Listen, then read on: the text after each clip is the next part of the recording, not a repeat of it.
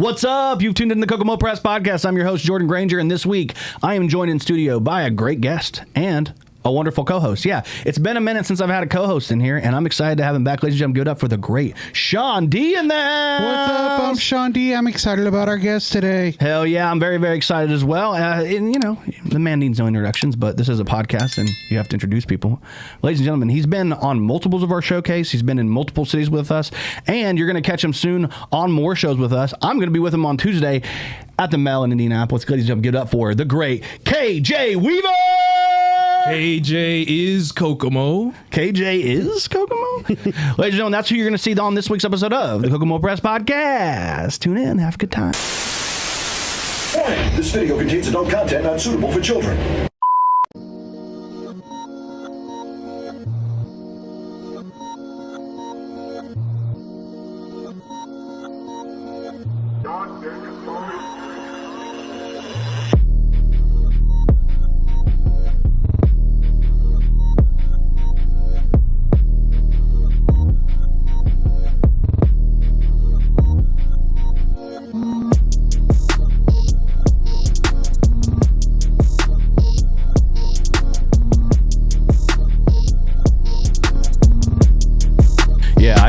This right here, from there all the way up to there, are all Pokemon cards, but they're put up. Actually, dude, this weekend in Indianapolis, they're doing that. You know what I mean? The convention. Yeah. You didn't register to compete, or no? I don't play anymore, but like, cause you have to stay up on the meta, but you can kind of like, cause they had these are all like you can kind of see these are like real cards. Yeah, they had TCG, and then they had like Go, and they had like different. Yep. Yeah. It's regionals, Pokemon. You're hip. Regionals. Yeah, okay. Yeah, they were posting. I stay up on like info. It's gonna fall down. Okay. I stay up on info, but I don't really I don't play anymore because like the meta changes, like it rotates. So like you have to buy new cards, and they never go back to the old cards. So you just spend money you spend thousands of dollars on cards, and then you can't use them in a couple years. You're out of it for the same reason I am. It's too expensive. Yeah, it's too expensive. I during COVID, like during that whole time, like I got back in and I was winning tournaments again, and I went to like Kentucky to play in a tournament, and I ended up getting top 10, but like I should have placed in the top 6. Yeah, you think you're cool with your Mewtwo? That's I don't fly no more, Grandpa. There's some Mewtwo right there. Where's he at? Yeah. Mewtwo and Mew tag team. It was a good card back in the day. Back in the day, yeah, that's what I'm saying. GX doesn't even exist anymore. Now they're doing like fucking megas and shit. Mega Charizard and shit. I think it's Mega. BDE Tumblr, best dad ever. You've got your BDE first place singing. Now, did they give that to you because they thought if you lost, you just tear down the whole high mark? Well, it was funny because like that's like been something that people have said, because like that's the trophy right there. That's the trophy I won. Yeah. They gave me that shit over there, like the first place, and I put the shirt over the light because I don't use it anymore. But it was like, it was all. A lot of people were joking like, "Oh, well, of course you won. You literally worked there." And I'm like, "Dude, we run a free open mic every Thursday. Like, I guess you can say that's their way of paying me, but they not give you really." A cake too.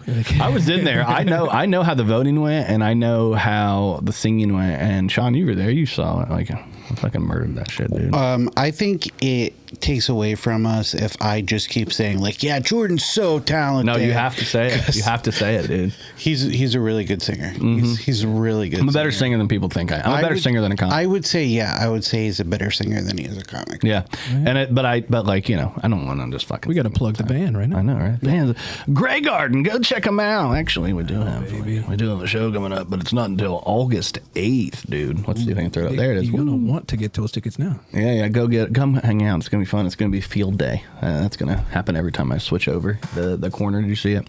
It's gonna do it every time. But yeah, that's field day. That's where we're gonna be in Lafayette. This is fun, dude. This is actually a really cool show because they not only is it bands, not only is it like a fun, but like you can play, like they're doing like teams of 4, cornhole, ladder ball, giant pong, dodgeball, and like they have like prizes and stuff. Oh shoot, yeah. It used to be like all adults. Now it's like all ages, but it used to be an adult. Like people would just be drunk. Drunk as shit. Y'all have a show. I was gonna say me, you, Maddie, and Courtney should be a team, but y'all don't need to get that messed up. Dude, I'd have fun with it. I'd still have fun with it. We can still mess around. I mean, especially with like, I think now with this being all ages and shit, like it's not as like crazy as it used to be. They do pitch and barbecue. They've changed the venue because it used to be at a dude's house. Really? I can tell Maddie made this. Oh, I saw you guys at that same. It's in their basement or whatever. I think I've seen you guys there before. No, that's the basement. That's a different venue. Those aren't. It was a different venue. That one, but they had a basement that they did shit in. But that was the Doom Room, and now Doom Room is like an idea. But they book where we do in Lafayette at the North End Pub. They book metal shows there. The Doom Room does, and our band's played with them multiple times. But they're a pretty big fixture. The guy Nick Maxon who runs it. He's also on a podcast called Podcastrophe. Him and another guy that comes out to the comedy shows all the time. So, good guys, man. It's a fun group. Like they have a really good ecosystem there together. But Maddie drew this flyer. You can tell because it's got Maddie style written all over it. You know, it's got the Maddie because he like draws the logos like special ways, and it looks good. He also has done a lot of ours. He's done a lot of our recent ones. Yeah, actually, funny enough, he did this one as well. Where's that? I can't. This one. Maddie did this one as well. This is our upcoming show happening this Friday at the North End Pub in Lafayette. Actually, the one we were talking about. Split happens. It's going to be Sean Hayes. Is going to be our headliner. Going to have Red the Blackout Artist and K Banks out of Fort Wayne. Sam Malazzo and Brandon Seller are both like Lafayette based, but also in Indy and Crawfordsville and shit. So it's going to be a fun little group there. I'm excited to see how, because this is a different format. We haven't done this format before. It's going to be like a typical showcase format. Have you done Justin Seymour's show? Doghouse? Yeah. I was booked for it, and then I think they had some maintenance, so then that show got postponed, and mine didn't get to happen. But, dang, dude. Yeah. That sucks. Yeah, ours took forever. We had to get ours because of the weather. It got so cold out that they couldn't even keep the heaters on because it's like in a separate area in the side.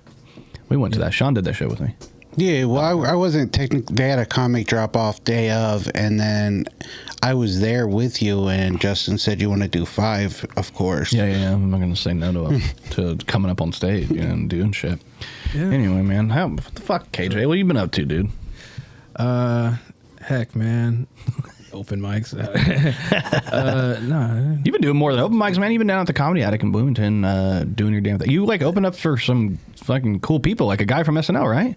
No, I didn't. I got to hang out with him. At that time, a good buddy, Dustin, got to host that weekend, but I showed up and, had my fingers crossed trying to get a guest spot, but I didn't. I got to meet him, though. I got to, get the autograph, memorabilia. Who did you Dwight Simmons? I did a weekend for Dwight Simmons. That's very thankful for that. I got to do a night for Duncan Trussell. Oh, hell yeah. Duncan Trussell was awesome. Yeah, there was like a mishap where somebody flew into Bloomington, Illinois instead of Bloomington, Indiana. So, they hit me up. The Attic is like, hey, will you do Duncan Trussell? Yeah. Yeah, why would I not? Cool. Yeah. Yeah, that's like a, what is it, 1 degree separation from the Rogies. It's from Rogan, right? Yeah. He does that. So, when I played in front of that demographic, I didn't know if I pandered to his fan base or do I just stick to what I know? Because I got a lot of hip hop stuff, but I was like, you guys are psychedelic hippies. I don't know what you guys are. Hippie hop, yeah. So, but I got through it. It was fun. Yeah. You will laugh. You'll learn. I haven't been in that club before. I mean, how you feel about like as far as like the vibe in the room is pretty good, like the setup and stuff. Yeah, a good friend of mine, he refers to it as a kill box. He was like, you can't go wrong. Like those the college students, they come to laugh. Those people who pay for tickets there, they usually come to laugh. A lot of people are like, it's like liberal college town. You can't say anything, but like jokes fly there. Yeah, that's what the kids as long as you're not using something hateful towards a group outside of yourselves. You know what I'm saying? If you can't say this group of people can't drive, but if you like make light on your own group, you're good in there. So it's like it's fun. Well, it's a college town, but like the kids nowadays are a lot more like chill. Like it's like millennials, especially the younger millennials, but even like millennials in general, we were a lot more like, can't say that, and the kids nowadays are like, we can say whatever we want. We're assholes. I love them. They're awesome though. I like you use things unironically and you use things ironically. They're very smart, man. Nuance. Yeah. So the kids are like that, but then like it's still close to like Martinsville. So like the parents are like they're kind of more uptight. So when you get like the older people in that room, you kind of see the dissonance. Well, I saw you there, and you've done that, and I think I saw a video of, is it Luke? Luke Franklin's been there a few times. Done that a few times, and he's got really good clips out of it, and so did Daryl Spencer. Got really good clips out of that. And I mean, if you can get good clips out of a room, it's a good room. Like as far as like the demographics and stuff. Like so, I think I did. Daryl sent me a video of him at that. I think it was there at the Comedy Attic. it was a good video, and he did some pretty dark. He has some pretty dark jokes. Daryl's jokes, his set can get dark, dude. Oh yeah. You're like looking at people like, oh, let's see how they react to this. Do you ever feel that way when you're doing comedy? Like, this one's dark. Let's see what happens. I don't have that many dark ones, but the few that I do have, I kind of do see people. I brace myself as I'm about to say it, and I kind of, I want to build the tension and then have a good payoff for it, and yeah. What do you think is your darkest bit? Like, I'm not trying to like blow it over or nothing, but like, what subject matter did you get into that you're like, ooh, this might? I've been kind of having like the racial thing, where I'll be like, I have my real friends and I have my white friends, but then I'll be like, okay, hear me out. Not saying I can't keep it real with my white friends, and then it's usually very lighthearted. You know what I mean? Like I do those kind of things, but the misogyny sometimes where I like speak about women in a certain way, but. It's all jokes. Yeah. That's the thing about comedy is like you're really just trying to like make the room laugh. So, what do we think your darkest subject matter is, Sean? I don't know. Good question, right? Yeah, that's a good question. I would say the joke I have about Donald Trump wanting to be a black man. It definitely like. As soon as I start that joke and you see it's about Donald Trump, it can go very quickly. Like you see the room, like all the air come out of the room. But once it lands, then it's fine again. But you can tell that you can just feel the air come out of the room as soon as I say Donald Trump. I think you guys want to be about being your dad's favorite son, and that's pretty dark for me because I don't have. Same. I don't really do that joke much anymore because it is from when I first started, and it's very dark.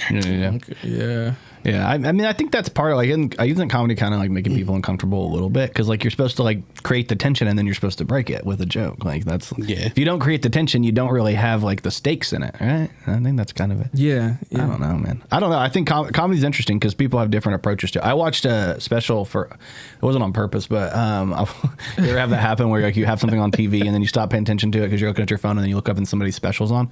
But I was watching I don't know if it was the season or it's the series finale of Hacks. You guys seen Hacks on HBO Max? I know I'm pretty close to the finale myself right now. I'm not trying to ruin anything because like I wouldn't do that. But afterwards, the girl that the redhead that's in the show Hacks, her special, I think her name's Hannah. Her real life name is Hannah something. Okay. But her special came on, and it's very I don't know if it's alt comedy or I don't know what it is, but it's very performance based and less like comedy based because it's very much like she's doing like out of the box stuff, like doing things with the lights, doing things with like sound. It's like very like if Bo Burnham didn't know how to sing or produce music because like she's doing this thing where she's like, I have ADHD and people say I should meditate. This is what it's like. And the bit is like, she's like trying to meditate and it's like real calm. And then all of a sudden you'll just hear like, music start to play and it'll be like JD by Riot and it's like pops like it's different things. It wasn't that, but like she has different, I don't want to ruin the joke, but like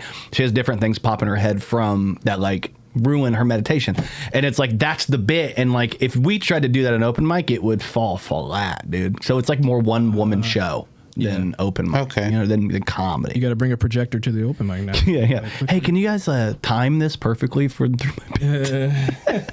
you're doing like pressing buttons like a trigger on the floor, like boom, got it going, and then that's always. Have you ever seen anybody do anything like that, like live? Like I mean, I know Greg does like a fun like performance, but they're still punchlines. Greg Lindbergh. I went to see Sarah Sherman from SNL, and like when she's up there live, she does pull the projector down, and because she does a lot of gross out humor, a lot of body horror stuff, and she did she also did kind of like a meditation thing. She wants you to relax, and then there's like she has a microphone that like alters her voice and distorts and stuff. Yeah, and definitely check that out. How did the open mic, or not the open mic, how did the SNL fans handle that? Because like you don't really know what you're getting into. So that's and I think she knows that. But people who like watch it from like internet stuff or seen her like Adult Swim, and you got like a little hint of that, but she does tone it down for the TV. Yeah. I mean, she's got an interesting vibe about her, Sarah Sherman. She's very much like clowny, like she has this clown vibe to her a little bit. Like she's got and like the attire and the color palette. How long have you been doing comedy? This would be year number 3. June 8th will be my 3-year anniversary. Hell yeah, dude, that's coming up, dude. Let's give a applause for that. Yeah, we gotta. stand up. I got on TikTok in 2020. Yeah, between friends and just I had an ability to do voices and stuff, and had like interest in. There was a point in time like my friends were better than me in skits and stuff, and I was like, oh snap, I got to learn how to get good. And then I started getting good, and then they kind of moved on from it. I was like, no, I thought we were gonna film things. Here's a good question: you do voices and stuff. What's the most obscure voice you can do? Like not like something that people would imagine, because like I've heard some of the stuff you bring a lot of it to stage, which is cool. And I've heard you do a lot of funny stuff on stage with the voices, but is there a one that you're like, ooh, like people wouldn't imagine I can do this one? Let's see, I do inventor and CEO of My Pillow, Mike Lindell. That's good. I like That's a good one. Because he was like on the news a lot. Like there's voting Dominion voting machines. They're stealing the election. I thought that was funny. But I know there's got to be more obscure things. Yeah, like you got to think about it. Sean, what's your most obscure one? I'm literally fishing right now. He knows I know what you're trying to do. I'm fishing for my favorite voice by Sean. Let's hear it. Oh, harder. Oh, Tommy, right there. He does a You're like my Boston. sexy Tom Brady. That was fantastic. And I'm going to go to Dunks. You want a coffee?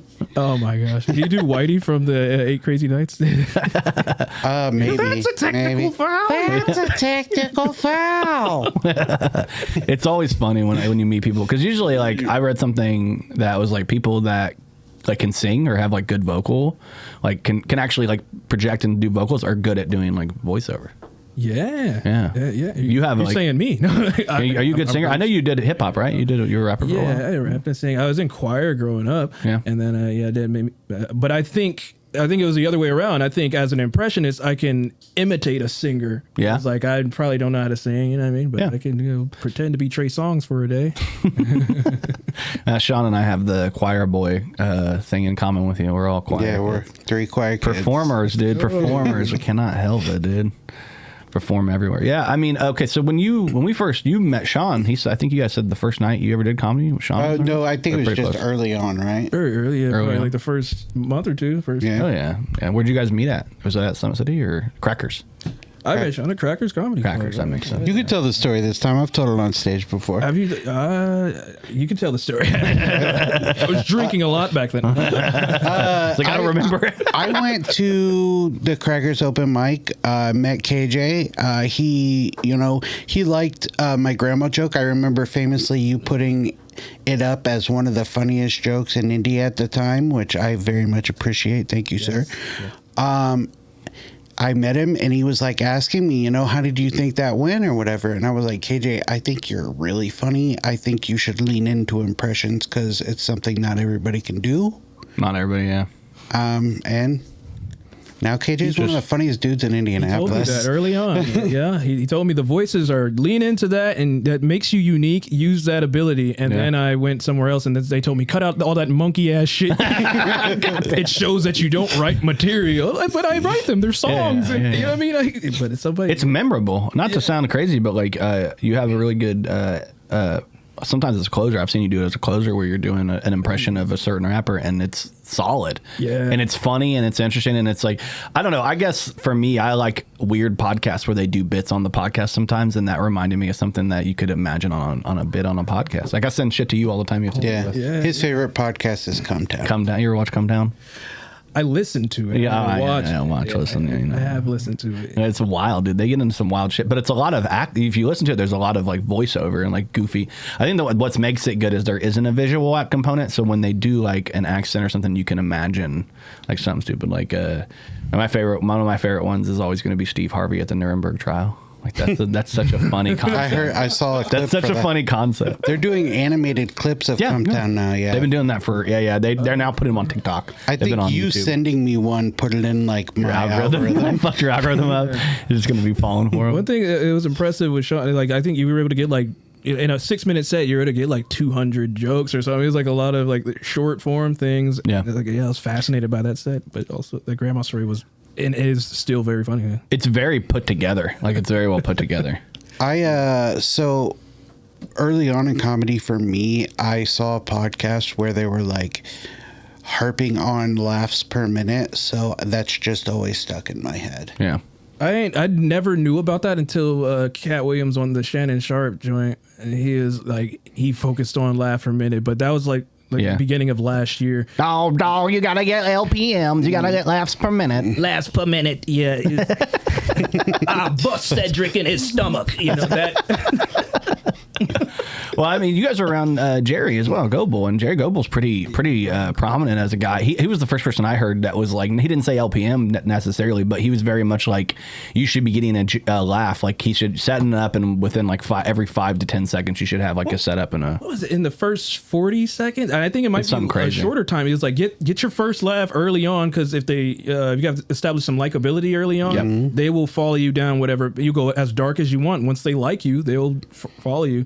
So as wild as Jerry is, I really think he helped inform a lot of why Sean is such a good writer, because Sean is smart enough to understand, oh, okay, when we're starting, I'm going to do a self-deprecating humor, because that's the easiest. We've talked about this a million times, but that's my whole thing. That's what I do. I do 2 self-deprecating jokes really quickly, quick laughs. So you're like, oh, I like this guy. He sees who he is, and it's understandable. We like that. And then it opens up the availability for me to take like larger swings later in the set. Yeah, that's true. Because they already like you. Yeah, I think that's true. I think it's true. Yeah.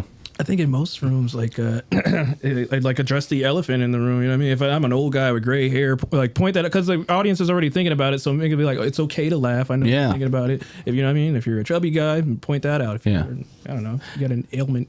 The hardest thing it's like that's a very Kill Tony, you know, like that they if you come out there and you do have like a weird thing going on and you like make it part of your act, like that recent guy. Did you see the Martin guy? I haven't watched. I don't watch Kill Tony. It's the clips. I don't watch. But there's this guy, Ohio. Martin Malloy. I think he's from Ohio. Mm-hmm. He just he's the newest golden ticket winner. But what made him interesting is he's like 60 something years old. He goes on stage and he immediately just starts talking about his mental illness, and you get a good frame of reference. He had like probably like 5 or 6 punchlines in like that minute. Like he was just like boom, boom, boom, boom, boom, set up, punch, set up, punch, set up, punch, and they all kind of. He gave you a taste of who he was in 1 minute, which is like you can tell like a lot of comics don't understand when they go on Kill Tony. That's what you're supposed to do. Is you want to convey who you are as quickly as possible and give people a reason to like you, but also like you need to like tell them who you are. And a lot of people on that show that don't understand that, and I'm like, just watch the people who are successful, and you'll find out really quickly. Like, there's a reason they're successful on that show. Well, we talked about this before. You almost have to formulate a plan, but if you're going to sign up to like, okay, look, I need to do these jokes to tell you who I am, but then also I need to have the best story from my life ready for the interview, and that's how you get, a big joke book. And as much as people say about that podcast bad, because of who he is as a person, he is, there is space for comedians to be seen by a large audience every week. You see it constantly in Indiana comedy, like, oh, this guy's from Kill Tony, it's on a show, and and it's like you can it's a credit. It's a fucking credit. People, whether you like it or not, it is a credit. And if you're a regular, you get invited back. You've done it several times and not just the one. So, yeah, and there's funny people from that show. Like I think it's been going on long enough that to pretend like that. The weird thing for me is when somebody bombs on there and they're like, "Hey, he was on Kill Tony. I'm gonna book him," and I'm like, they bombed on there. Like they didn't do well. Like why? That doesn't make sense. But if you go on there and you get some laughs. Like, like fucking put them up. Handful of like mutuals or like Facebook friends who've been on there. People that follow on IG. It's pretty interesting, right? I think you just had another guy from Ohio that just. Jarrell Beeman from he was really funny. And he had a good set. He had a good set. Layla's been on there a couple times. Is that Ingalls, the girl from Layla Ingalls? Yeah. She's out of Chicago now. I think she's up there, right? I think is she fucking around Austin. She might. I don't know. It's hard to tell, man. People moving around. And Jenny Rodriguez has been on there a few times. She's from South Bend area and moved up there. Oh, okay. The clown. Yeah, Jenny. Did you guys happen to? I think I've talked to you about this, but did you happen to catch it like Funny as Fuck the new version of like the Kevin Hart show. The Kevin Hart version? Like it's almost like his. I think personally, from my perspective, it's his like reaction to Kill Tony, because he's like, I'm gonna do a comedy show, but instead of like saying you get 1 minute in a live show, you get 5 minutes and you're doing it in a club atmosphere, and then we're gonna whittle it down to the point where somebody wins. Like, I don't want to ruin who won, but the guy I who haven't won was watched any of it yet. It's like on my list of things You need to watch. to. I I'm think going to you'll finish like it. Hacks tonight, and then I'll probably see. I filled out a form to apply for it, and, Yeah. and next thing I know is it got announced and it's coming out, and I was like, wait, you didn't fly me out. Where's my list? And then I wonder if I'm still going to be on that show. And then they had Hey. some familiar names on there, Yeah. Ron Taylor and Yeah. Osama Siddiqui on there. Yeah. But And honestly, a lot of those guys are getting on like bigger podcasts and shit now from that. Like they met people. they got to attend Kevin Hart's roast. Yeah, I saw them in the back. It was pretty funny watching the different people because they had to in the show. I'm not ruining anything, but they have to. They throw them for a loop. They get into like a top situation. They're like, okay, well, you have to do a roast now. And some of them are like, oh, I don't do roast. It was so funny watching it, but they ended up having to roast Marshawn Lynch.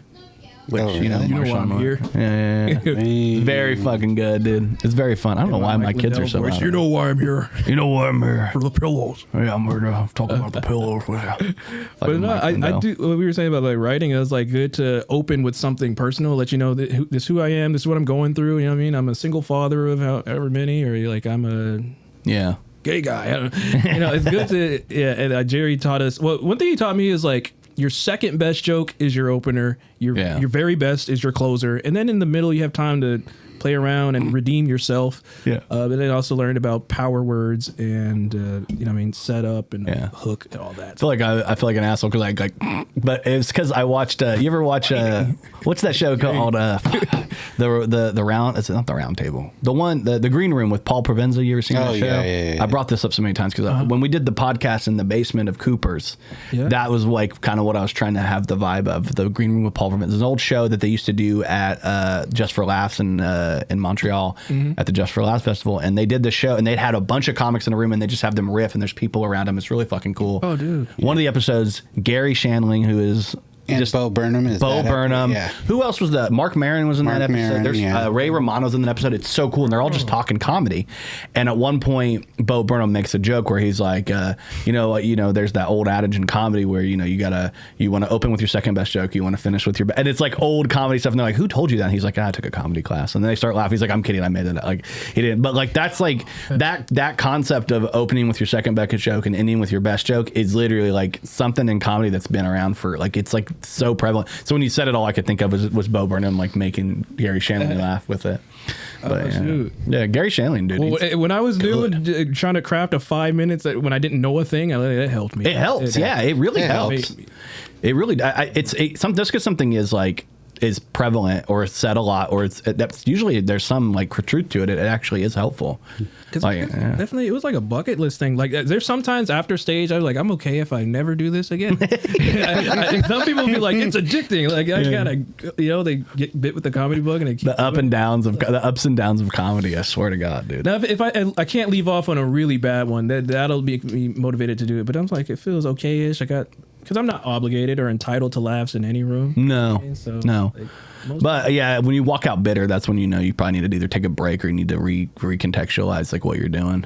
Not a lot of people that walk out of rooms bitter. I don't know, you guys floating around going to new cities, new towns? Because when you're like a complete stranger, even though if you go with like stuff you know is good and you've seen it react, like, man, you get there and then they're like really just watching you like you're not even speaking English. I feel like it goes both ways, right? Well, I actually got something like that coming up. I went to high school in St. Louis, and on the 16th, I'm doing my funniest in St. Louis.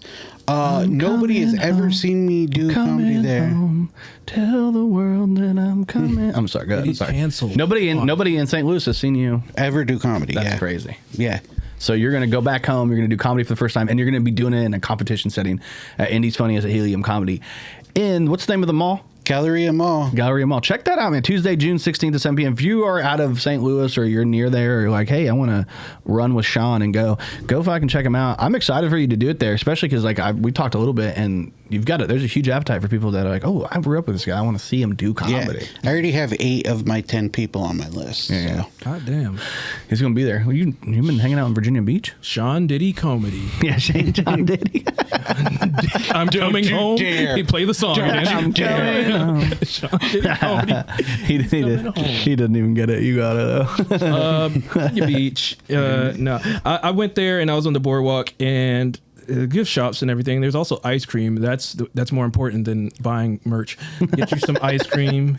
Remember it, but no, there were some gift shops. So they have like tie-dye shirts and what do they call those? Like knitted. It's not a crochet.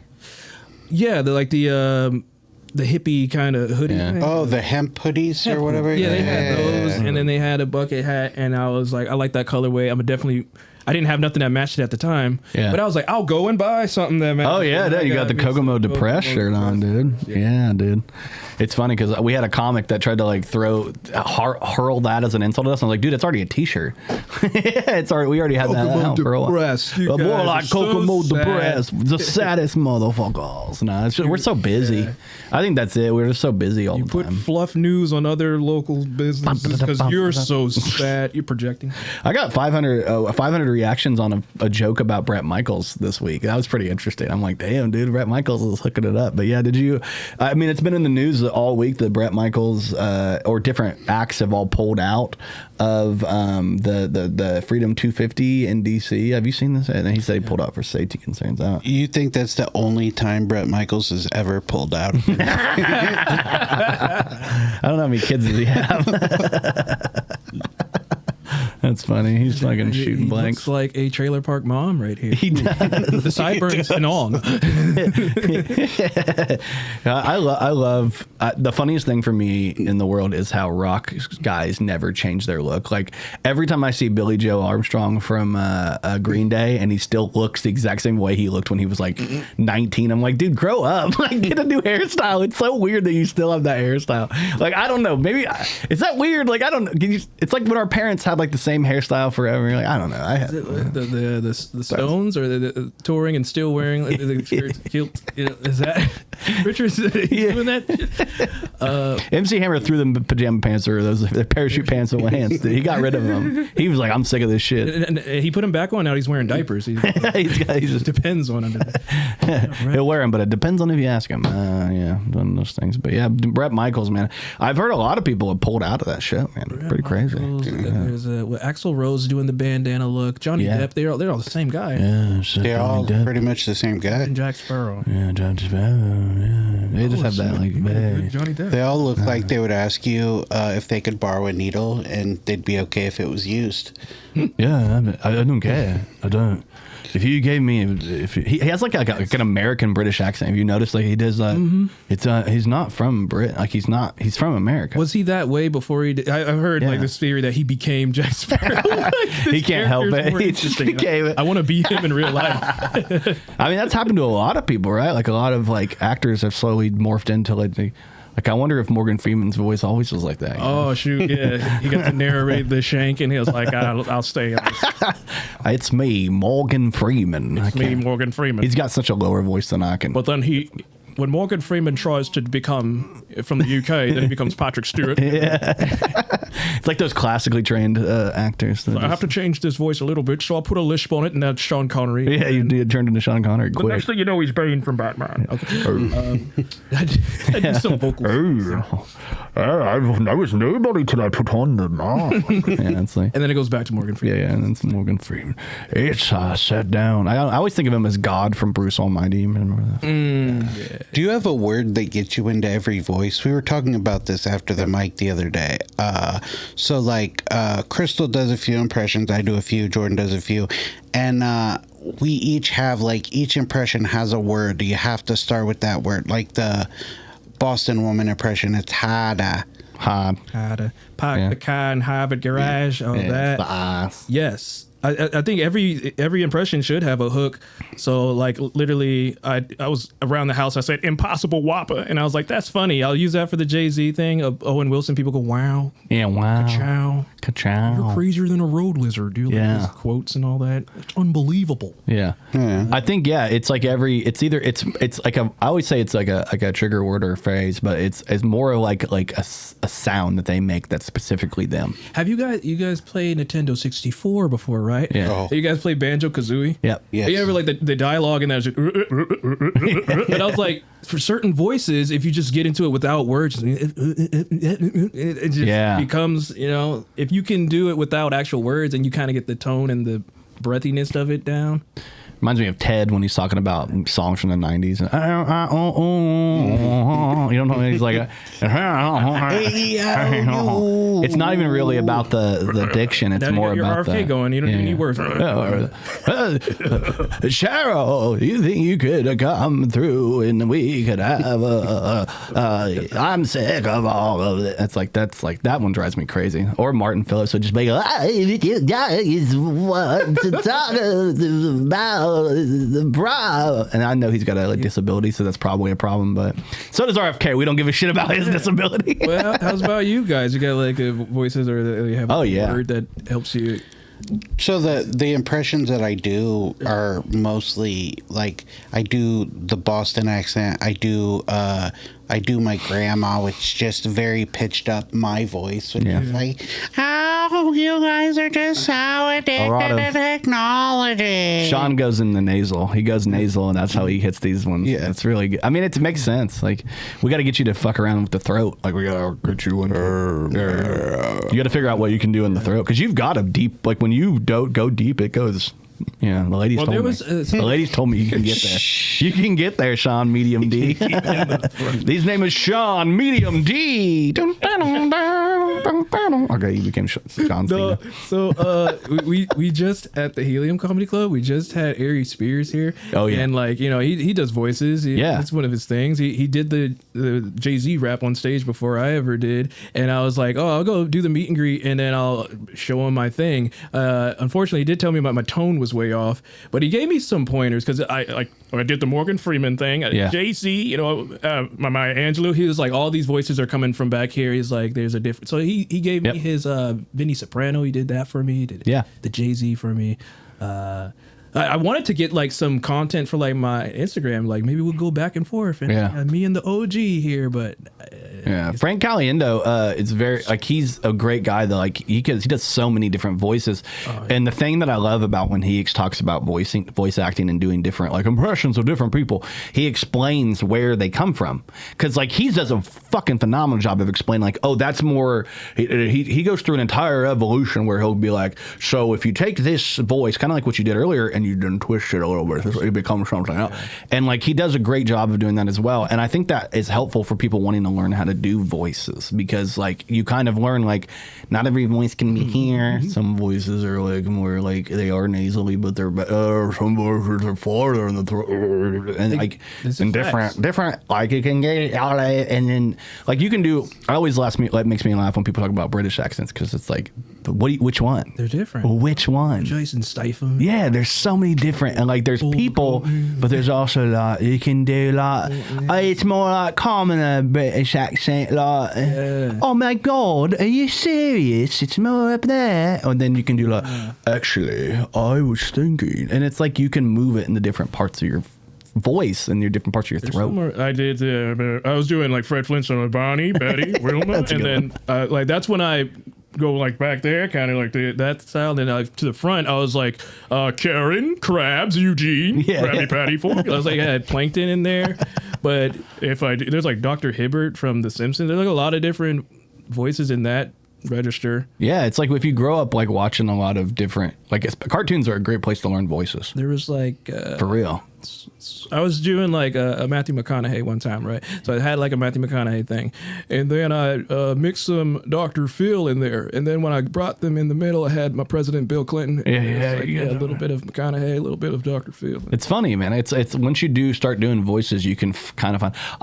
I usually don't try to do specifics. I do like general accents. So like I try not to go, and I can fall into like specifics if I have to, but like I like to think of like if I'm doing different voices, like I've been working really hard on this one right here, like it's you know what one I think is your best impression? Which one? I don't know. Alex Jones. No. I don't. Burning the Frog. That one's just like, so like I'll be doing, I have this joke about DEI, and like it's like a stupid joke, but it's basically about how all of the people were upset about the different, like, oh, this person's playing this, like I can't believe this, and I have one, we love the Latinas, and that's why I fall into a Trump, like, fucking, but Trump is tough for me because I can only stay in the pocket of Trump for maybe like a phrase or two, and then I fall completely out, because like I don't listen. to be honest, I haven't consumed enough of his content. I've consumed more people doing his accent than or doing his impression than I have him, because I don't really give a shit about that dude. Excuse me. Yeah. Because there's so many different ways to do that. People do like the softer one. People do like the throaty thing. There's like speech trump versus like, Yeah. It's funny, man. Character. You do wrestlers too, though? I mean, it depends on who we're talking about here. Stone Cold Steve Austin.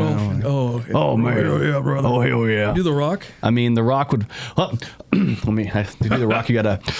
Yeah. Finally, The Rock has come back to Kokomo. That's the only. I can only do giving me a little run for my money. Yeah, I like that. You've got a good conversation, Rock. I'm more of like I've got to go. Finally. Yeah. It doesn't matter what your It doesn't matter what your name is. It's very like pie. Yeah. Boom thing. I love that. When he did the Elvis. Remember when he did the Elvis version? Does he? What did he do? Back, bro. He did the. I thought you were talking about the voices like since my baby left me, I found a new place to dwell. It's down at the end of Jabroni Drive at the Smackdown Hotel, Mama. That was the know one. your role. Shut your mouth.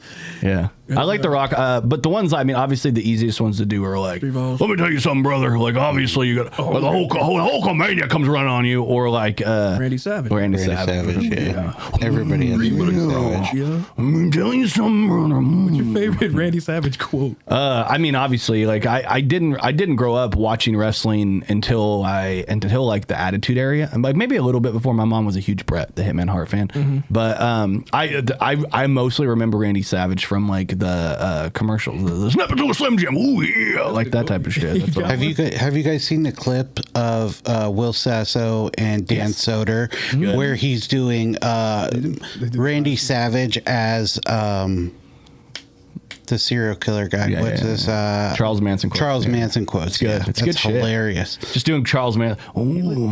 Yeah. He does the he throw like that's the thing about Soder. He does the all the time. He'll throw it in. Matty Kroll does a really good Randy Savage as well. My favorite quote he had, and this is a real promo. It's like, "Don't buy any unripe bananas, because you won't live to eat them." It's funny when they start to think of, like, you can see like they're almost like stand-up they're performers, and you can see where the comedy aspect starts to bleed into like the cartoonish nature of who they are. Like, you know what I mean? Like it's funny. Like, it's me, Austin. It was me all along. Like, you get all that, and they just have so many great characters in old school wrestling. Like, oh, it's me and my Undertaker, Ball Bear, and nice, I think one of the coolest things in the world is being able to like kind of go up and down the register and like fuck with different voices. Yeah, so I'm making a library of like all the voices I got. So I have like a category for wrestling, like South Park characters, a lot of people in there, Family Guy characters, and then there's like athletes and actors. But it is like okay, a generation ago, like you had like everybody had a Denzel or Christopher Walken and Arnold Schwarzenegger. There was like those A-list people that everybody did. And I was like, what actors do we have now? Yeah, like who have to? I don't know. I mean, I guess like that's funny because like I've never met anybody who can do a Jason Elordi. You know what I mean? Right. Like, or I guess you get like most of the actors now that are huge would be like what? They're playing characters, so it's almost like you wouldn't do them, you would do the characters upon. Like Robert Pattinson sounds different in every fucking movie. That's true. Yeah, he's so good. Like these guys are almost doing accents, like they're almost doing characters when they do shows. And it goes back to like Johnny Depp being a pirate all the time. I can do like a Michael Caine, like a Michael Caine type of Caine. Like it's me, Michael Caine. Well, Mr. Bruce, Mr. Wayne. Yeah, I like finding new accents and fucking around with them, or new impressions and fucking around with them. There's like the biopics are big, so like Austin Butler did the Elvis, and you could do that. Michael Jackson movie. So now Michael Jackson jokes are back. I expect to hear more. I gotta do mine again.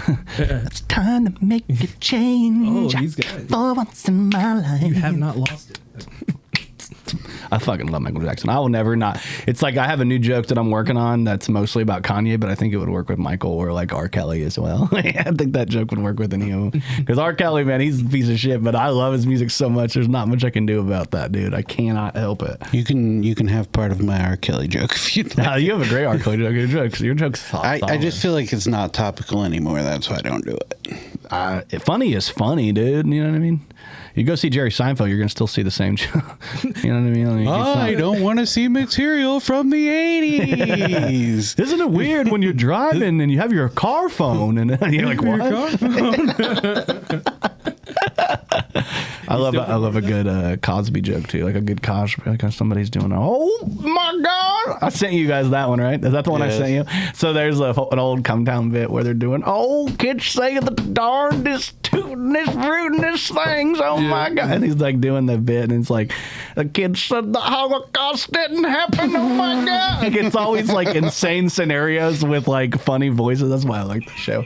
Exciting things are happening at the Kokomo Press. Yeah, very exciting things. Not only are we bringing you comedy shows, an open mic once a week, skits, videos, funny jokes on our page, and satire news stories, but now you can support us by going to kokomopress.shop. It's that simple. You go to kokomopress.shop, you find a t-shirt, you find a hat, maybe in the future some stickers and some posters. You go on there, you buy one of those from us, and percentage of the proceeds will go to us and help support what we do. We appreciate every person who just likes, subscribes, does all that. But if you go to kokomopress.shop and you buy something, we'll know who you are. You send us a photo of it. We will post it on our page and shout it out. Thank you so much. Go to kokomopress.shop, buy all your shirts and hats needs, and support the Kokomo Press. Thank you guys so much. kokomopress.shop.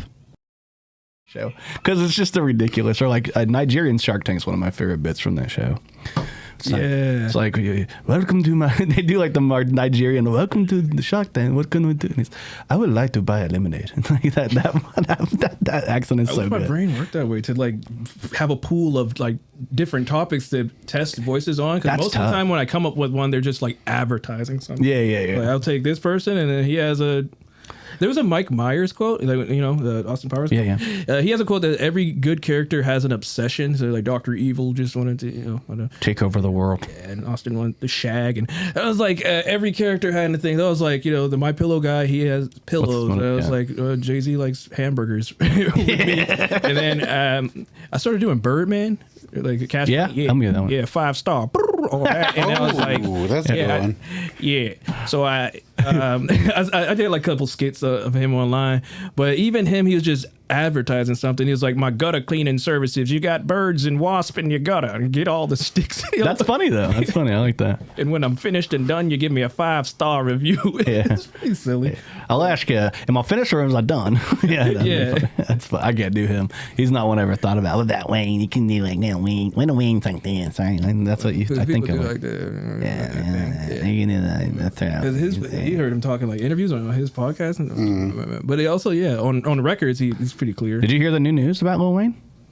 Yeah, he's engaged to a girl from here, neighbor, right? From Kokomo. Yeah, listen. I mean, this is crazy, but I've already been.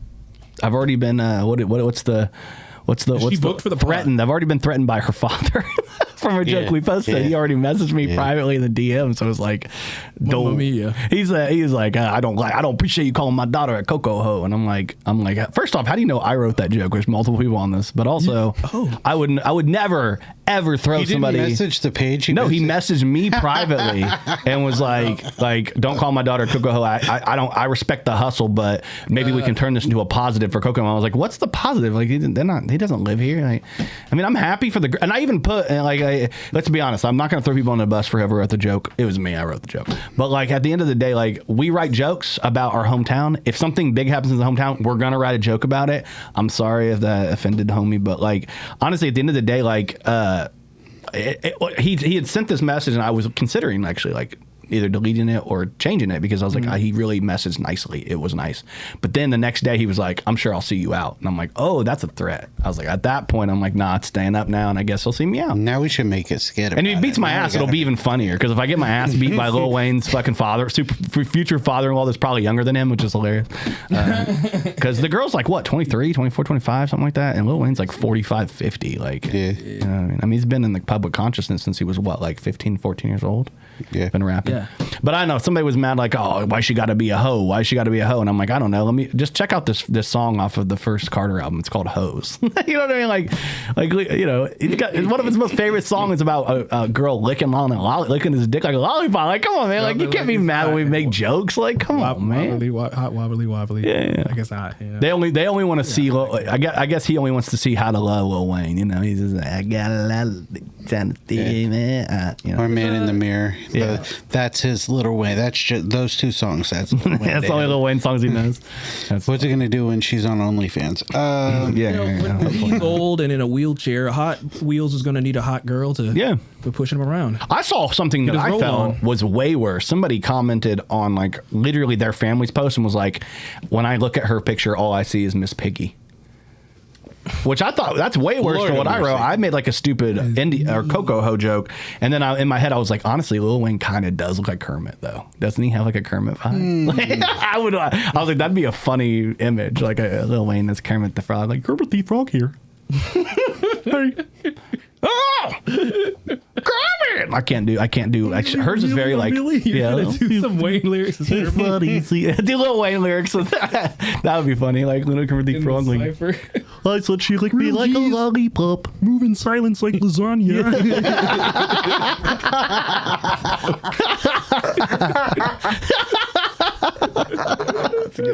That's a good shit right there. I was going into lollipop. He was like, he found the best quote.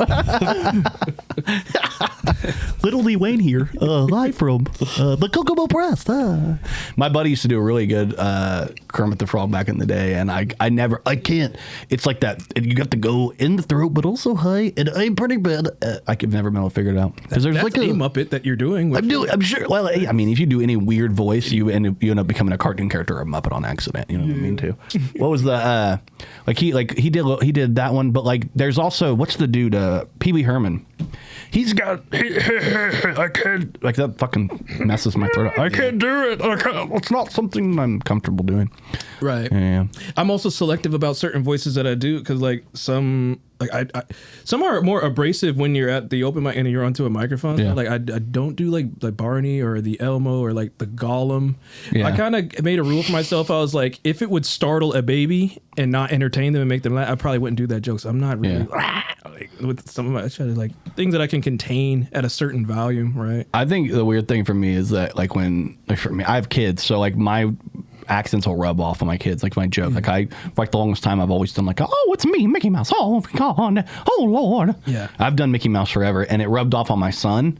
And then one day I'm pissed off. I'm like angry as hell, and I'm like, I got to get a hold of my kid. He hasn't messaged me in hours. He's supposed to have checked in. He's checked in, so I call, and it goes to voicemail, and he's like, oh, it's me, Mickey Mouse. Thanks for calling my phone. And I'm like, this fucking kid is trolling me with my own Mickey Mouse joke, and I'm literally just trying to get a hold of him. And then I get to the end of it, I'm like, fucking call me when you get, you know what I mean? Like, what do you do? Like, what do I hit him back with? Wait, your ass when you get home. Your ass is grass. Yeah, one day, dude. I personally hate the Mickey Mouse impression for personal reasons. Yeah, because they've It sounds like my voice. Yours is good. You got good control on it. Some people go like very loud with it, but I'm in the same room with you, and it's like it's not. Well, you're Goofy. I mean, you and I could do an entire Mickey and Goofy interaction. Oh, Goofy. I never figured out the Goofy. thing. I don't know that. I can't do that either. It's throat, and like that's what it's the same thing with. Like the other things I'm talking about, I'm not great in my throat. You put me in my throat, I start to lose it. Hey. Can you do? I think maybe I'm crazy. You do an Obama, right? Yeah. Okay, yeah, you do an Obama. Yeah. You do a good Obama. I think I've seen you do it on stage. I'm trying to think of a bit that I had. I did like make it really casual. It's me, your old friend Barry. Yeah, that Axe Michelle. That's kind of been the thing. Michelle. Yeah, that's Michelle is like I think is a great trigger word for Obama is Michelle. You know Michelle, like the way Michelle. He almost like he almost like gives up on the Michelle. Like it's like I don't know. It's very good. I always love that like different accents. Like George Bush is like he's more hey you guys. He is. Yeah, I'm gonna watch this putt. You know what I mean? That whole like, watch this drive. Yeah, drive. Yeah, it's like I love that tenacity. Every time we have a president, they have a funny voice. I think that's something we need to look into. Like, you can't have a good president you can't have you can't be a president if your voice is boring. Like, right? Like, have you met it? Like, I don't think we've had one my entire life. No, not that. I mean, Bill Clinton isn't that. No. Are you kidding me, brother? It's just I grew up in the South. I grew up in the South. That's Bill like Clinton's- every old man in the South has that voice. Did you watch the Jonah Hill sister in the Monica Lewinsky movie? Did you see that? Dude, Jonah Hill's sister is actually plays Monica in the movie, and the guy that plays Bill is fucking phenomenal, dude. He killed that role. Like, he just killed the Bill Clinton. He played the saxophone. Yeah, he was like, hey. Played more than the saxophone. He played. She played something. He played the saxophone. She played the skin flute. Everybody played a little bit of brass and wood. This Everybody. actually, I'm a youngster, so like Clinton was president when I was born. Yeah. But when I worked in catering, and this was like 2016 before that election, and they were like lobbying or campaigning. When I worked in catering, I got to meet Clinton and shake his hand. And shit. That's cool. Yeah. He's like, how you doing, buddy? Yeah, so I can meet all the presidents that I've had in my lifetime, starting from Clinton. Yeah. Get Bush, get Obama. That's the one thing that I think. I don't know. I don't have the bug. Maybe it's a weird thing about me. I think it's every time I meet somebody, they're like, I've met this person. I'm like, that's so cool. But I always think there's a lot of people that they want to be. It's like proximity to famous people. Yeah. You ever met, like, I've met a ton of people that's like their thing. It's like they just want to be in proximity to famous people. I feel like you've had a lot of that with like Aries, and you did that. What's the guy's name that was on? Is he still on SNL? I think he's not on there anymore, right? Oh, Michael Long. Michael. He was really funny. I think he's funny as hell. He's funny. I like him as a stand-up. I thought he'd be the next Weekend Update guy. I was like, He would have done like a Norm posture to him. And I was like, yeah, he could take the desk. I don't think they want that.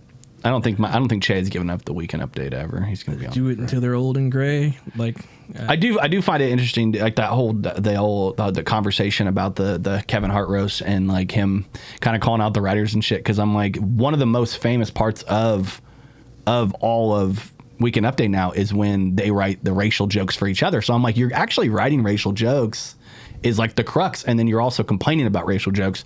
And I feel like, honestly, the most clips I've seen from Weekend Update are typically the ones where he's making Colin say super racist shit. Yeah. So I thought that dichotomy was interesting. I'm like, bro, like, you do that every time the season's over. It wasn't a meta thing. It wasn't a troll. Yeah.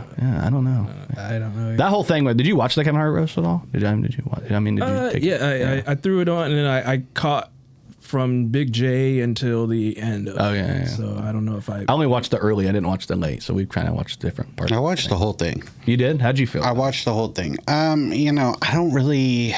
Yeah. As a comic, I don't want to speak on it because I feel like it's so divisive. Yeah. But I thought it was a roast show. Yeah. If you've been to any roast, you know that everybody teeters the line. Yeah. Like, when we watch, I go to the roast battles, I'm always like, oh, this is going to be tough. Like, because there is like this, like, there's like catharticism to, like, a cathartic thing where you're like, okay, everybody's in here. We all have the same goal. But there was also the part of it where you're like, oh, I hope nobody says something stupid. But also, like, I don't know. Those people brought.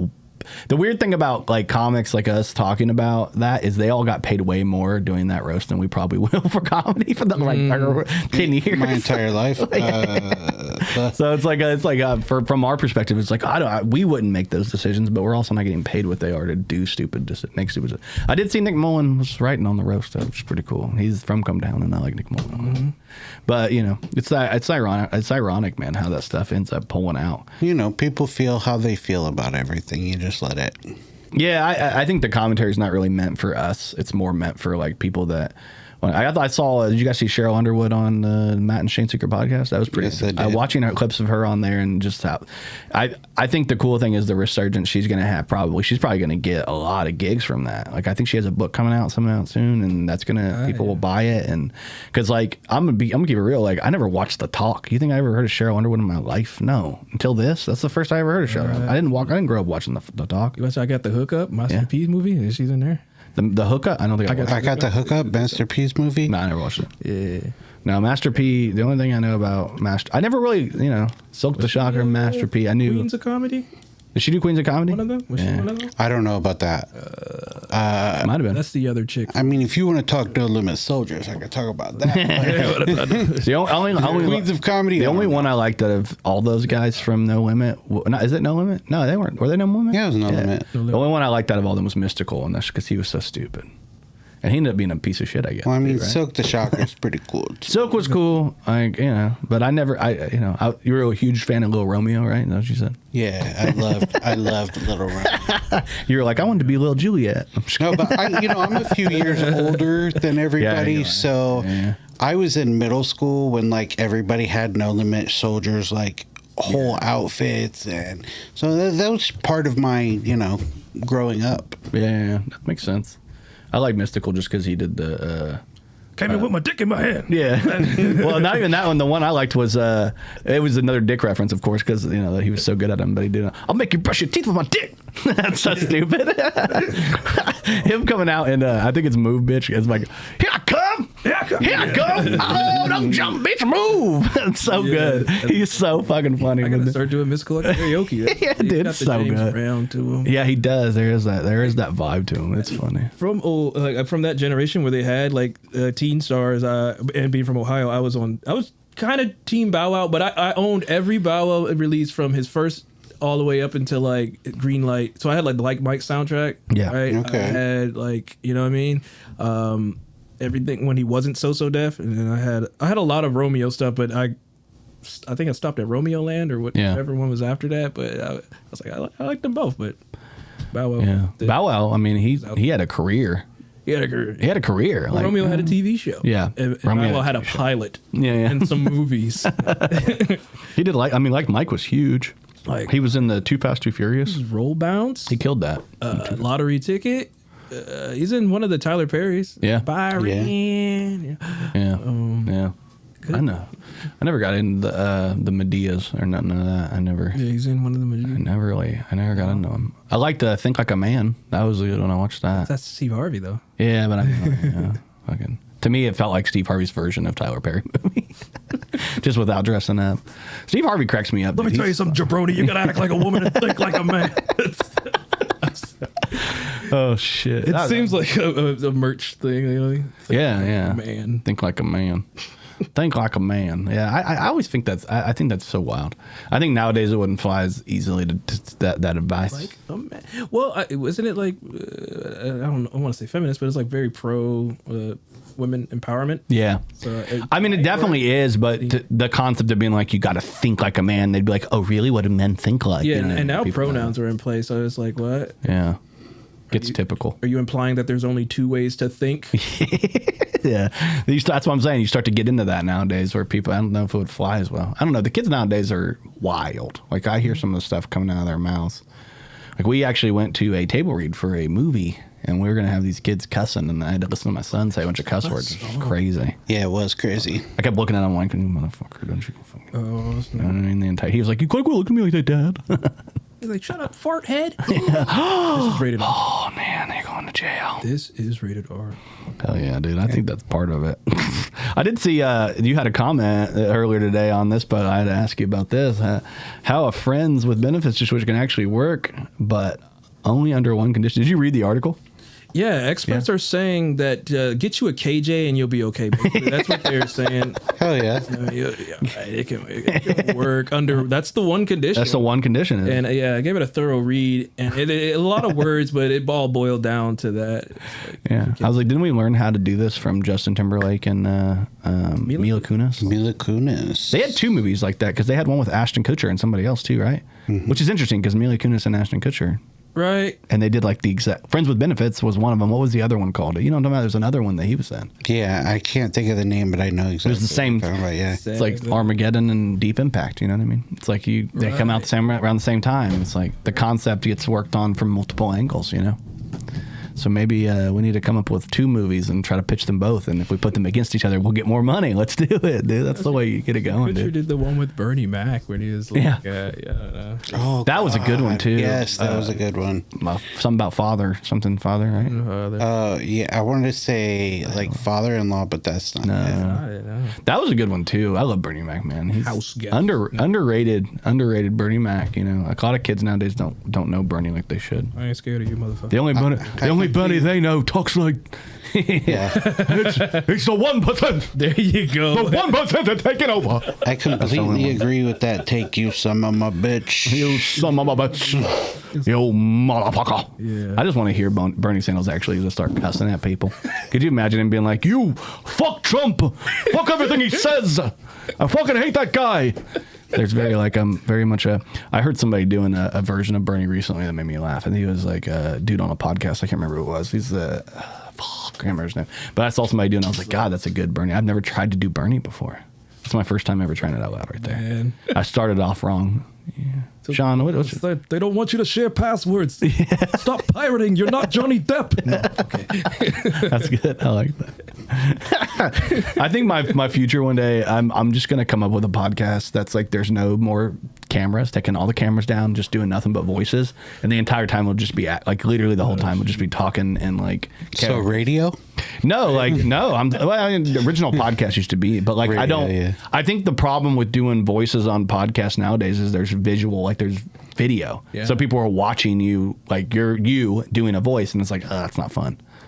But I enjoy it. But if I'm audio, it kind of catches me off guard. Like, hey, dude's pretty good at that. Yeah. The audio, when you only have the audio component, you can kind of just suspend reality a little better. I think in a way. Do you have a segment where we read news stories like this? We do a lot of weird shit. Headlines? Yeah. I have a lot of weird headlines. I mean, obviously we did the one about Bret Michaels earlier. Yeah, that's true. Yeah. Did you see that they announced that Selena Gomez was going to be starring in an X-rated movie? Oh yeah, I did see something like that. Like she's going to be doing nudity. I don't know. It's like a 4-hour-long movie too. So I was like, is this a documentary about her and Benny? I don't know.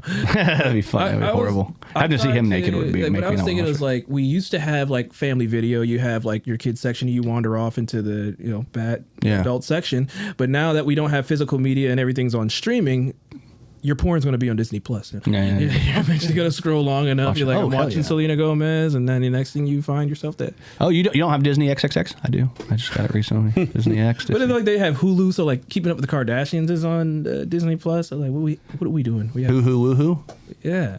Hoo woohoo. The Yoo-hoo on the hoo-ha on Hulu. Hey, hoo-ha on Hoo-hoo. The first thing I thought when I heard about the Selena Gomez doing nudity, I was just like, baby, no. Like baby Justin Bieber. Yeah, he's moved on. He's married. He's married now. He's married to. I mean, she has the ultimate like father-in-law. That's like he would shoot you. He's killed somebody. Yeah, he's like, I'll kill you. He's Batman. I'll kill you right now.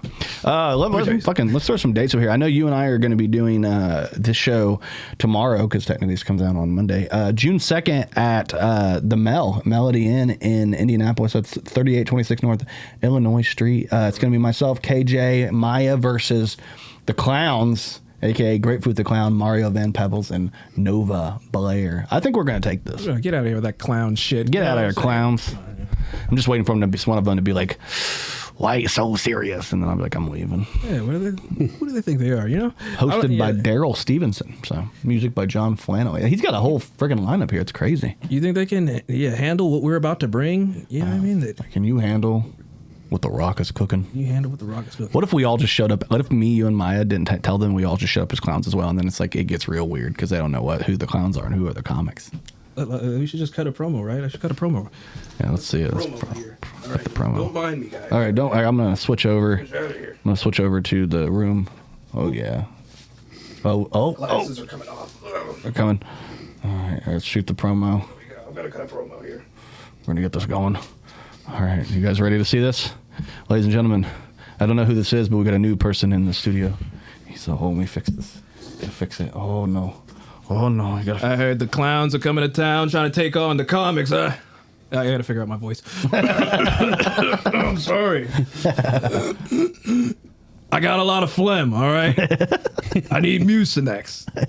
The clowns think this is gonna go down at the Melody Inn, all right? The clowns think they can take the comics. The folks from the Kokomo Press. We got Maya Smith. We got Jordan Grainger. He plays guitars or something like that. Jordan Grainger. And we're going to bang them clowns upside the head, We're going to really ring their bell, honk their horn, squeeze their flower. Until they're leaking from the sides and from their anuses with laughter. Because they've got liquefied diarrhea glitter shits, you know? This is how it's gonna sound. You know how glitter gets everywhere and it takes forever to clean up? That's how much shit they're gonna be projectile spraying from the backsides from all the funnies that me and Jordan and Maya have. Little shitter glitter. Yeah, shitter glitter. Take that glitter to the shitter. You're gonna put the. Oh, there you go. Yeah. This is KJ Mysterio. Well, yeah. You just took away all the Mysterio from it. But. KJ Cheerio. Cheerio. That would be hilarious. I don't know. If you watch like when there's like commentary on wrestling on YouTube and there's like videos, it's always like people in the UK love wrestling. There's never like an American guy. You turn it on. What's up, YouTube? It's, you know. Yeah, it is. Wrestling blog number 72. And yeah, Australians what love you guys are doing. Fucking just fighting. I don't know. They're either down under or they're in the UK. Nar. Oh, that is funny too. WCW, SmackDown, and Triple H. You know, they like the accent. So. It's like, and they're very knowledgeable about it. But I was like, I can't listen to this for 2 hours, bro. And you're the only person covering this stuff. Yeah, like the Aussie, you know, talking about that dude that does the reaction videos, and he like it's a kangaroo. It's coming at you. He hit him right in the nose. I have a son that's obsessed with wrestling. He watches wrestling YouTube constantly. There's like What Culture. There's different. There is. There's so many different. Yeah, WrestleMania. There's so many different wrestling YouTubes. Yeah. The reason most white dudes aren't doing it in America is most white wrestling fans are obese and don't want to be on camera. That's right. Well, we got Chris Van Vliet is like the only guy. And you got Marky D 123. Shove it, man. It's the Hulk, and I'll balk you in one. That's funny. Yeah, I like the Australian accent's interesting too. I do it every once in a while, but it takes me a minute. Yeah, it's gonna be how long does the show run? Some people, is this ticketed? It's a free show? Yeah, I think I don't know. This is interesting. I don't really know. To the melody end if you want. Yeah, you the melody will end. Suffer from the laughs that me and Jordan and Maya are handing out. They're definitely going to suffer during the clown sets. I'm kidding. It's $10 at the door. I see. $10 at the door. It's June 2nd at 8 p.m. Come on out. It's myself, KJ Weaver, Maya Smith, Grapefruit the Clown. Oh, is that a clown you fuck and you put a hole in and you put your dick in? I don't know what the kind of clown that is. And Mario Van Peebles, it sounds a little bit like, is he like Mario, Luigi, like on drugs? He's like, Mario, get in the van and look at these pebbles. See, and this is why people are scared of clowns. I ain't scared of no clowns, though. I ain't scared of you motherfuckers. I ain't scared of no clowns. Okay. You're son of a bitch. Let me tell you. I thought you were going into Martin. I was like, my Bernie is my Martin. Let me tell you. Oh, that's it. Let me tell you something. Yeah. I fall into Kanye from the Kanye album. D-Ray Davis. Yeah, that's D-Ray. Doing his best. Best Bernie. Yeah, they're both Chicago guys. But a show like this you ain't gonna find in Chicago. Now, you come down to Melody Inn. Yeah, you see me in the comics taking on the clowns, the Pebbles, Mario Van Peebles. It should definitely be fun though. Oh yeah, I do want to before we head out today for sure. I definitely want to throw up the fact that we do have the new special for Stephen Riley is coming out on June 11th. June 11th here. That? Yeah, dude, I'm excited about that. Let's see. That's the wrong drum roll, but it's there. Stephen Riley's Arachnodactyly. Make sure you guys check that out. It's going to be really good. Maddie's been working really hard on the edit, so I'm excited to see how it all comes together. And that'll be, like I said, premiering on June 11th, 2026. So save the date. Thursday at 7 p.m. We're going to be premiering that on the Kokomo Press YouTube page and Stephen Riley's YouTube page. We're going to collaborate that. I'm stoked about it though. Like, I mean, what I've seen of it, like I have access to the full thing, but what I've seen of it and what I've gotten through, I was there live at it. It was really good, and then the video looks amazing. So I'm excited to see how that all ends up shaking out because, specials are interesting, man. Yeah. You know what I mean? I was also there day of doing the sound. Yep. It was great. I think you guys are in for a real treat. Steven's an incredibly funny man, accredited doing like the World Series, has gone very far doing that. Yep. He's another guy with a recognizable voice and unique stories to tell. Yeah. And he's always very encouraging to me when I first started out. So like Steven's, he's got it going on. He's the whole package. I saw there's a couple of fellas that I talked to that are really excited to see it. These are them. Yes. This is I love this photo more than I love him so much. He's telling jokes or some shit. You know, this guy's really funny. You know what they call Stephen Riley in Great Britain? Oh yeah, jeez. All right. No, I do think it's interesting that John Travolta's morphing into like the white Samuel L. Jackson. He looks like Samuel L. Jackson. God forbid a white boy put on a little lotion. What is it? God forbid a white boy have a little motion. That's too funny, dude. Also, I do want to give a shout out to my biggest fan out here. Wow, look who it is.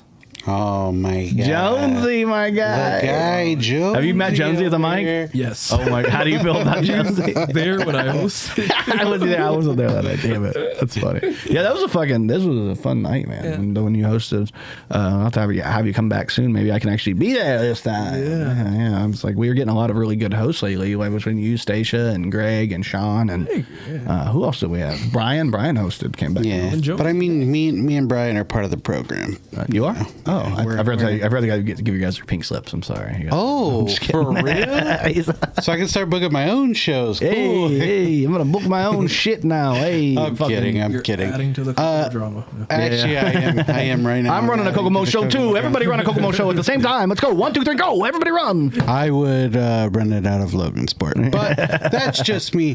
I did, before we leave, I wanted to say, you can see a lot of talented comedians all summer on the Kokomo Press Tour. Oh yeah, I'm excited. It's going to be pretty wild, man. Press Tour is coming up, dude. I know you're going to see some of the comics in this room for sure, but you're going to see a lot of comics that you've seen throughout the years with Kokomo Press. We've partnered with a ton of good comics. We are kicking that show off, like I said earlier, in Lafayette at the North End Pub with Sean Hayes. We're going to be killing that. I'm excited. That's the first show, and then we've got some more coming up.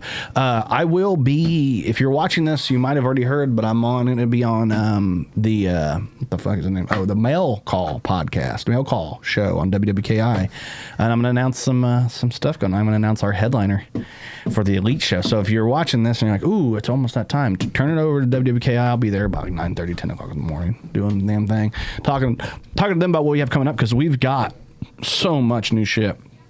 Go see Sean D at Helium Comedy Club in St. Louis if you're out there, Tuesday, June 16th at 7 p.m. He's going to be there. Right there. We're going to be obviously with seeing the at Clown Town with at the Melody Inn with Mario Van Poop. Just Mario Van Poop. What else? I'm like, what else do I have to? Oh, I better promote this while I can. Keep forgetting to post. I'm going to be at Cheers Bar and Grill in South Bend, Indiana. I'm going to be featuring for Jacob Williams from Wild and Out. It's going to be a fun show. It's no quarter comedy. I haven't worked with him before, but excited to see how it goes there. But it should be a fun time. I just saw he was on, Jacob Williams was on the Comics Unleashed with Byron Allen. Yeah. And then I think he was on something else too. I just saw recently, like one of the late night shows or something. So I don't know if I've seen this from the press, but did the Byron Allen get the slot of Colbert? Is he the replacement? Know. That'd be funny. Somebody they were like, oh God, no. Oh, not Byron again. Didn't he take over for who did he take over for? Didn't he do that before? Am I crazy? He was in contention for. He did get a late night. Yeah, Byron. I mean, he hustles, man. He definitely. I mean, he spent like how many years amplifying comics? Like he's like It's funny to me, man, because he's been doing this thing for a long time, and it's weird how a lot of people don't like. A lot of people I've talked to don't know about Byron. Who would, if you could pick one comic to do late night, who would you pick? Like a comic to run a show? Yes, a late night show. That's a good. Obviously, question. Not a local comic, a famous. You want somebody like a nationally touring? Yes. Who would I like to see? I'll give you somebody random that nobody else was going to think of. Gregory Asmus. You know what I'm talking about? Greg Asmus. Yeah, I know. He's nationally touring, but I can't really think of any like huge comedians I'd want to see every night other than him. If I can turned Tosh.0 into a late night thing. That's exactly what I was gonna say. Yeah. I think Daniel Tosh's showed he can work in late night, and if he had like a TV, like a station's late night show, I think he could do some really cool things. I just don't think he wants that. No, I don't. He's think not he interested does either. whatsoever in even like doing that shit. Like, Well, late night's dying anyway. I mean, mostly it just gets watched as clips, like podcasts. that's what I'm saying. Everything's a clip farm nowadays. Like, it's literally the whole point of the internet is just to try to get shit on clips so they'll go viral. And then Caleb Heron would be a good one too. I'd watch Caleb Heron run a show. He's really funny and he's quick. That's why I like Jeffrey Asmus, is because he's the same thing. Like, I could see him. Yeah, Matt Rife. I think I'd be interested in seeing him do something like that too, because he's quick. I like people that can. I mean, if you're good at crowd work, you're probably going to be good at late night. Like, I feel like you could. Yeah. Think on your toes. I think the thing that I don't like about late night is the problem with late night, which is it feels scripted, because it's like, oh, tell me what story you're gonna say. You're gonna like if you came in here and I was like, KJ, tell me the 3 or 4 stories you want to tell, and we just did those and we just stuck to them, and I'm like, so what do you had that story about when you went to the Whole Foods the other day, and you're just like, yeah, I went into Whole Foods, I farted near the whatever. It's like it just feels so put on. It doesn't feel like legit. vacationing for summer, I hear. You had a birthday, I hear. Yeah, you had a birthday recently. You have a kid. Craig Ferguson used to rip up the cue cards and then I love him. and then wing it, and oh man, It's tough because you are basically at the mercy of how it turns out. yeah. But if you're good at that, But as they, like Kimmel takes his vacation and he'll rotate the host, and then like I've seen people do well in there. Like, David Allen Greer and D.L. Hughley and Tim Meadows. yeah. But I think the hardest part of doing a show like that is the same thing with doing like a podcast. Is like, you got to keep doing it. If you stop doing it, or you take a long time off.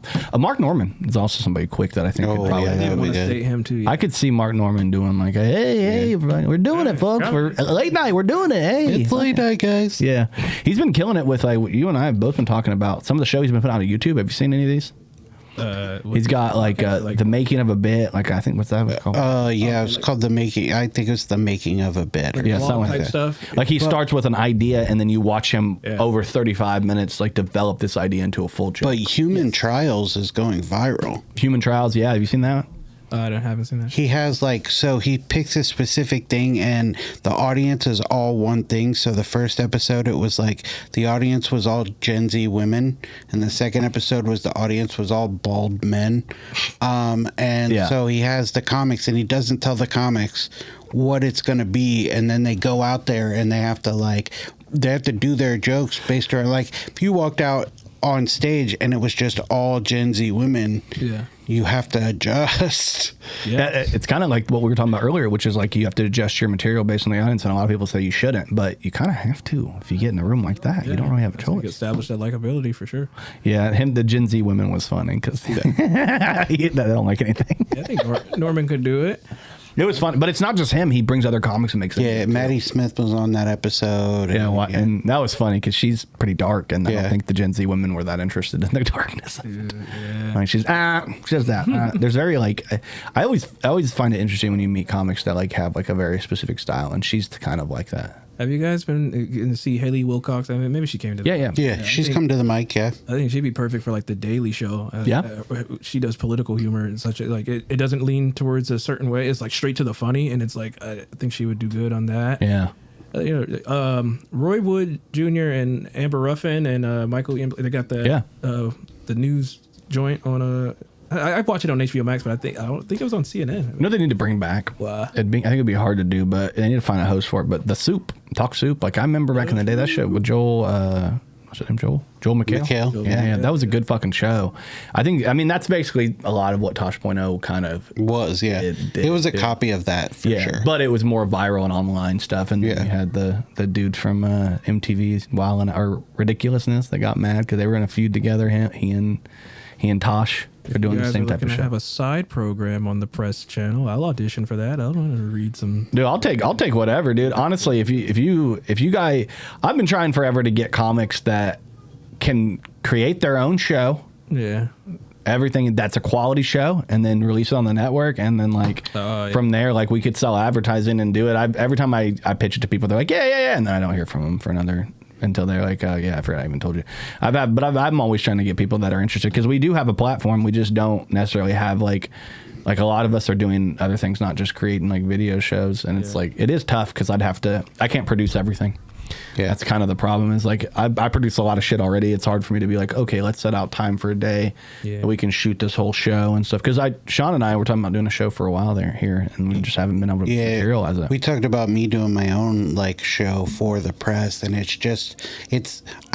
guest host on here. We all do all the stuff we do. It's running shows every week. Yeah. You had a spinoff, right? You and Michael have one? Or? Me and Messi had a podcast for a couple episodes. Okay. Yeah, that was interesting because a lot of my bits ended up on there. Messi kept doing my bits. You get writing credits? No, I didn't. I just kept doing my bits on the show he was like, it was like an inside joke to him, and I was like, I don't like when somebody does my bits on their show. That's weird to do. And but that was like the beginning of the end anyway. Like it all kind of fell apart at that point. Yeah. But that's how these shits go, man. You've been around comedy enough, man. People get bitter and butthurt and fights and infighting and stupid shit. And I'm like, meanwhile, I'm just trying to put on funny shows. You know what I'm saying? Like we're trying to have a good fucking time, but that's how these things end up going. Anyway, I did see this. This made me laugh the other day.